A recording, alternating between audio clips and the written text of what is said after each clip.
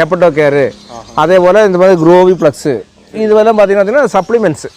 அதாவது வந்து இது வந்து வீக்லி 3 days கொடுக்கலாங்க.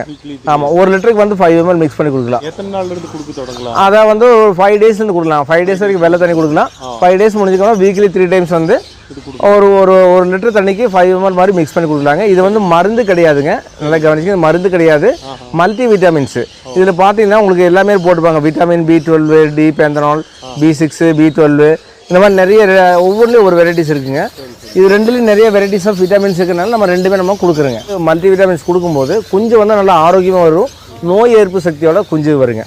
இது வந்து உங்களுக்கு 1 மாதத்துக்கான வளர்ச்சி. 1 மாதம் வந்து நீங்கள் கம்பெனி தீவனம் சாப்பிட்ற கொடுத்தீங்கன்னா தான் குஞ்சு வந்து நல்லா க்ரோத் கிடைக்குங்க.